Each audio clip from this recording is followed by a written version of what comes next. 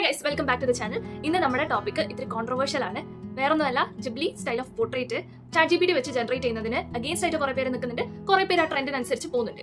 ഇതത്ര നല്ലതല്ല, ഇതിന്റെ അഗെയിൻസ്റ്റ് ആയിട്ട് നിൽക്കുന്ന ആൾക്കാർ ഉദ്ദേശിക്കുന്നത് എന്താണെന്നും ഇതൊന്നും അറിയാതെ ട്രെൻഡ് അല്ലേ അതിന്റെ പുറകെ പോകുന്ന ആൾക്കാരുടെ അവയർനെസ്സിന് വേണ്ടിയിട്ട് പിന്നെ എന്റെ പോയിന്റ് ഓഫ് വ്യൂ എന്താണെന്നോ ആണ് ഇന്നത്തെ നമ്മുടെ ടോപ്പിക് ഓഫ് ഡിസ്കഷൻ. ഈ പറഞ്ഞ കാര്യങ്ങൾ അധികം പിടികിട്ടാത്ത ആൾക്കാർക്കും പിടികിട്ടിയ ആൾക്കാർക്കും എല്ലാവർക്കും വേണ്ടി നമുക്ക് ബേസിക്സ് എന്ന് പറയാം. ഫസ്റ്റ് ടോപ്പിക് എന്താണെന്ന് വെച്ചാൽ ആനിമേഷൻ. ഈ ആനിമേഷൻ നമുക്ക് ഈ ടോപ്പിക്ക് മനസ്സിലാവാൻ വേണ്ടിയിട്ട് നമുക്ക് രണ്ടായിട്ട് ഡിവൈഡ് ചെയ്യാം, കാർട്ടൂണും ആനിമയും. ഇത് തമ്മിൽ വലിയ വ്യത്യാസം ഇല്ലാന്ന് തോന്നുന്ന ആൾക്കാർക്ക് ഇതിൽ കുറച്ച് വ്യത്യാസങ്ങളുണ്ട്. ജപ്പാനിൽ ഉണ്ടാക്കുന്ന ഒരു ടൈപ്പ് ഓഫ് ആനിമേഷൻ ആണ് ആനിമെ. അതിലത്തെ theme usually futuristic, action based അല്ലെങ്കിൽ ഫാന്റസി ടൈപ്പ് ഒക്കെ ആയിരിക്കും. അതേസമയത്ത് കാർട്ടൂൺ ഒരു മൈൽഡ് അല്ലെങ്കിൽ ഒരു ഹ്യൂമറസ് തീം ബേസ്ഡ് ആയിരിക്കും. പിന്നെ കാർട്ടൂൺ അപേക്ഷിച്ച് നോക്കുമ്പോൾ ആനിമയിൽ ഇത്തിരിയും കൂടെ കോംപ്ലക്സ് ആൻഡ് കോംപ്ലിക്കേറ്റഡ് ആയിട്ടുള്ള സ്റ്റോറി ലൈൻ ആയിരിക്കും ഉണ്ടാവുക.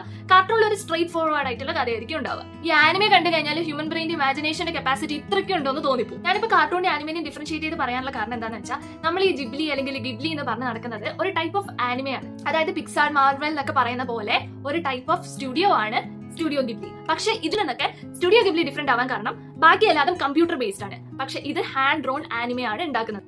ChatGPTക്ക് ഈ ജിബ്ലി സ്റ്റൈൽ അല്ലാതെ വേറെ പല ടൈപ്പ് ഓഫ് ഇമേജ് ജനറേഷൻ പറ്റുമെങ്കിലും ആൾക്കാർ ഇതിനോട് കൂടുതൽ റിയാക്ട് ചെയ്യാൻ കാരണം എന്താണെന്ന് വെച്ചാൽ അതൊരു hand drone type of animation ആണ്. അതായത് ആർട്ടിസ്റ്റ് ഇരുന്ന് വരച്ച് ഉണ്ടാക്കുന്ന കാര്യമാണ്, കമ്പ്യൂട്ടർ ജനറേറ്റഡ് അല്ല.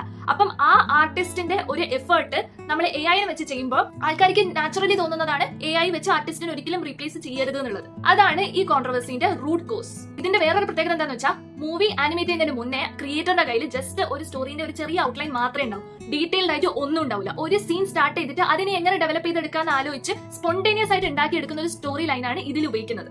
സോ അങ്ങനെ അങ്ങ് റെപ്ലിക്കേറ്റ് ചെയ്തെടുക്കാൻ പറ്റുന്ന ഒരു കാര്യമല്ല. ഓരോ പ്രാവശ്യം ഡിഫറെന്റ് ആയിരിക്കും. അതിന്റെ ക്രിയേറ്റിവിറ്റി ലെവൽ അത്ര തന്നെ ഹൈ ആണ്. പിന്നെ ഈ ഗിബ്ലി സ്റ്റുഡിയോയിലത്തെ പ്രൊഡക്ട്സ്, അതായത് മൂവീസോ സീരീസോ കണ്ടവർക്ക് അറിയാം, ഇത് അങ്ങനെ ഇങ്ങനെ ഉണ്ടാക്കിയ സാധനമല്ല. ഇതിലത്തെ ഡീറ്റെയിൽസ് നിങ്ങൾ നോക്കുകയാണെങ്കിൽ ഓരോരോ എലിമെന്റ്സ്, ഒരു ക്യാരക്ടർ ആവട്ടെ ഒരു ഇലയാണെങ്കിലും അതിന് ഡീറ്റെയിലിംഗ് ചെയ്തിട്ടുണ്ട്. ആർട്ടിസ്റ്റ് കുറെ നേരം എഫേർട്ട് എടുത്ത് റിയൽ വേൾഡിലുള്ള ഓരോ കാര്യങ്ങളും ഒബ്സർവ് ചെയ്തിട്ടാണ് ഒരു സാധനത്തിന്റെ ആനിമേറ്റ് ചെയ്തെടുക്കുന്നത്. ഈ ട്രെൻഡിൽ നമ്മൾ ChatGPTക്ക് ഒരു ഫോട്ടോ ഇട്ട് കൊടുത്ത് ജസ്റ്റ് ഒരു ഇമേജ് മാത്രമാണ് അത് ജനറേറ്റ് ചെയ്ത് വരുന്നത്. പക്ഷേ ഈ സ്റ്റുഡിയോ ഗിബ്ലിന്റെ ഓരോരോ മൂവിയിലും ഓരോരോ സീനും അവരെ കൈകൊണ്ട് വരച്ച് ജനറേറ്റ് ചെയ്ത് എടുക്കുന്ന ആനിമേഷൻ ആണ് അത്. അപ്പം അതും ഇതും ഒരിക്കലും കമ്പയർ ചെയ്യാൻ പറ്റില്ല. കാരണം ഒരു ഫോട്ടോക്ക് ഒരിക്കലും ഒരു മൂവിനെ ഡിസ്ട്രോയ് ചെയ്യാനേ പറ്റില്ല. ഈ ഗിബ്ലി സ്റ്റുഡിയോയിൽ ഇറക്കിയ മൂവീസിലത്തെ ക്യാരക്ടറിന്റെ ഇമോഷനും അതിലത്തെ മൂഡും അതിലത്തെ അറ്റ്മോസ്ഫിയർ ഒന്നും അങ്ങനെ ഇങ്ങനെ ജനറേറ്റ് ചെയ്തെടുക്കാൻ പറ്റുന്ന ഒരു കാര്യമേ അല്ല.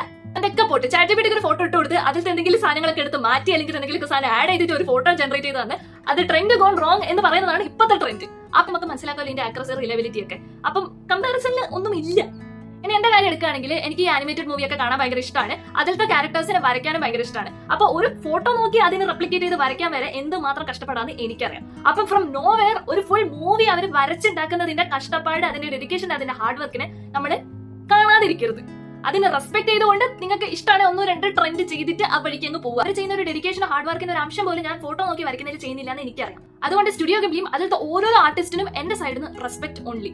Sorry for the interruption. Channel ഒന്ന് സബ്സ്ക്രൈബ് ചെയ്തേക്കെ.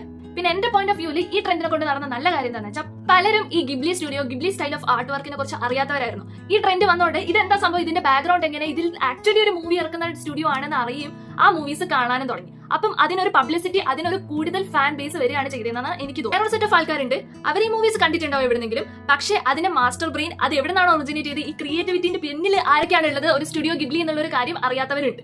ഫാൻസിലേക്കും എന്തോ 2-3 മൂവീസ് കണ്ടവർക്കും ഒന്നും അറിയാത്ത ആൾക്കാരുടെ അടുത്തേക്ക് വരെ ഈ ട്രെൻഡിനെ പെനിട്രേറ്റ് ചെയ്ത് ഇറങ്ങി ഇങ്ങനെ ഒരു കാര്യം എക്സിസ്റ്റ് ചെയ്തിട്ടുണ്ട് എന്ന് അറിയിപ്പിക്കാൻ പറ്റിയിട്ടുണ്ട്. ഇനിയിപ്പോ ഫാൻസിന്റെ കാര്യം എടുക്കുകയാണെങ്കിൽ നമ്മളിപ്പോ സൂപ്പർമാന്റെയും സ്പൈഡർമാന്റെ ഒക്കെ കോസ്റ്റ്യൂം ഇട്ട് സൂപ്പർ ഹീറോ പാർട്ടി വരെ നടത്തുന്ന ടീംസാണ്. അങ്ങനെയുള്ള ഒരു സമയത്ത് ഗിബ്ലി മൂവീസിന്റെ ഫാൻസിന് ആ മൂവിയിലത്തെ ഒരു ക്യാരക്ടറിനെ പോലെ സ്വന്തം കാണാൻ പറ്റുക എന്നുള്ളത് ഒരു വലിയ കാര്യമാവാൻ സാധ്യതയുണ്ട്.